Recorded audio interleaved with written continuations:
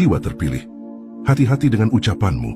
Kamu mungkin gak sadar, tapi kata-katamu punya tenaga yang jarang dimiliki orang lain. Sekali kamu tersinggung, sekali kamu kecewa, dan kamu mengucapkan sesuatu dari luka, seringkali semesta mengamini itu tanpa kamu tahu. Dan lucunya bukan karena kamu keras, tapi karena jiwamu memang punya daya yang muncul dari ketulusan, dari panjangnya perjalanan batin, dan dari luka-luka yang kamu sembuhkan sendirian. Tapi ingat, ketika ada orang yang menyakitimu, itu bukan tanda untuk membalas. Itu tanda kalau kamu sedang diuji. Apakah kamu masih bisa bijak, atau kamu ikut turun ke frekuensi yang sama dengan mereka? Kadang kamu ingin berkata, hati-hati, setiap tindakan ada akibatnya. Dan benar, energi yang seseorang keluarkan sering kembali padanya. Tapi jiwa terpilih tidak hidup untuk membalas. Ia naik level lewat kemampuannya mengendalikan emosi dan memilih memaafkan. Karena saat kamu memaafkan, pikiranmu lebih tenang, hatimu lebih kuat, dan dirimu tumbuh lebih dewasa. Dan dari titik itu, semesta mulai menuntunmu ke arah yang lebih tinggi. Kalau pagimu berantakan, jangan heran kalau hidupmu ikut berantakan. Mau hidup lebih berbobot, mulai dari rutinitas pagimu. Temukan ikigai, bangun dengan alasan, bukan sekadar alarm. Siapkan malam sebelumnya. Pagi yang damai dimulai dari malam yang tertata. Hindari distraksi. Jangan buka HP sampai pikiranmu siap. Bangun di jam yang sama. Konsistensi bikin hidup lebih stabil. Kasih jeda buat diri sendiri. Tenangmu lebih menakutkan dari kemarahanmu. Dulu kamu balas semua serangan dengan emosi. Sekarang kamu hanya menghela napas, mengangguk, lalu pergi. Kebanyakan orang tidak sadar bahwa diamnya seseorang yang pernah marah adalah bentuk kedewasaan tertinggi. Karena kamu sudah paham, energi tidak boleh dihabiskan meladeni orang yang tidak mengerti dirinya sendiri. Tenangmu adalah kekuatan yang membuatmu tidak mudah diguncang. Cowok yang paling dihargai perempuan. Bukan yang paling bawel, bukan yang paling pamer, tapi yang gerakannya diam, halus tapi efeknya gila-gilaan. Ada tindakan-tindakan sunyi yang bikin perempuan langsung ngeh. Bukan cuman kamu beda, tapi kamu bernilai. Mulai dari cara kamu mengontrol emosi, menjaga batasan, sampai menunjukkan stabilitas tanpa banyak omong. Semua itu bikin perempuan otomatis respect tanpa kamu minta. Tenang itu bukan karena hidupmu mudah, tapi karena kamu berhenti melawan hal yang tak bisa kamu ubah. Stoikisme mengajarkan, kebisingan terbesar bukan di luar, tapi di kepala kita sendiri. Ketenangan sejati muncul saat kamu berhenti menuntut agar dunia berjalan sesuai keinginanmu. Bukan menghindar, tapi menerima dengan sadar. Kalau kamu ingin belajar cara berpikir sebening air di tengah kekacauan dunia modern,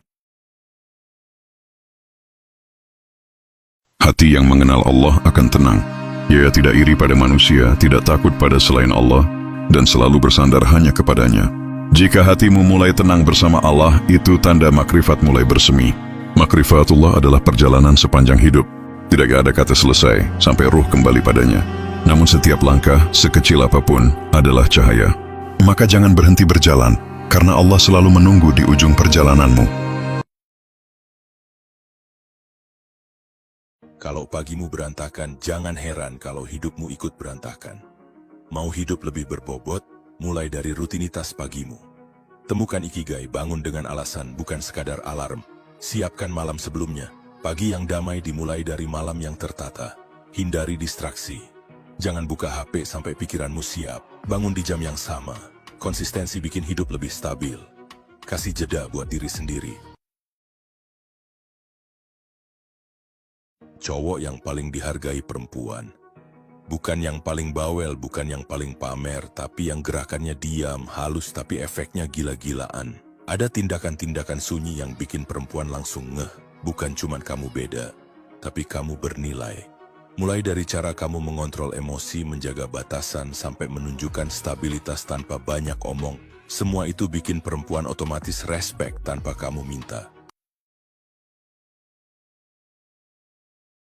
Hati yang mengenal Allah akan tenang. Ia tidak iri pada manusia, tidak takut pada selain Allah, dan selalu bersandar hanya kepadanya. Jika hatimu mulai tenang bersama Allah, itu tanda makrifat mulai bersemi. Makrifatullah adalah perjalanan sepanjang hidup. Tidak ada kata selesai sampai ruh kembali padanya.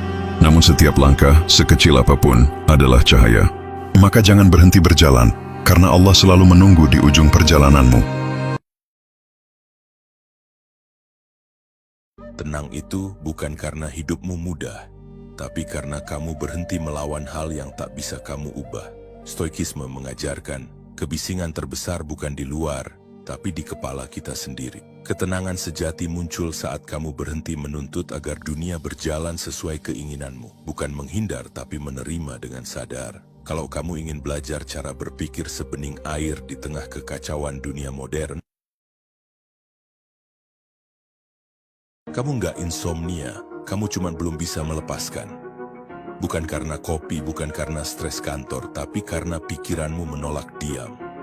Filsafat Stoik mengajarkan satu hal sederhana, kita tak bisa tidur nyenyak kalau masih berperang dengan hal yang tak bisa kita kendalikan.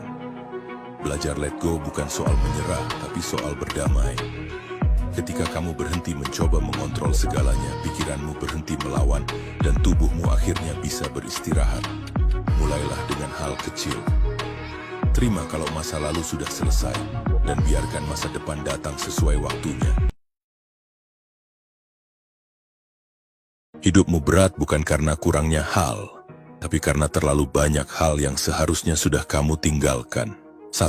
Stop jelasin dirimu ke orang yang udah mengkhianatinmu. 2. Buang goals yang enggak lagi relevan. 3. Stop buka luka lama setelah putus. 4.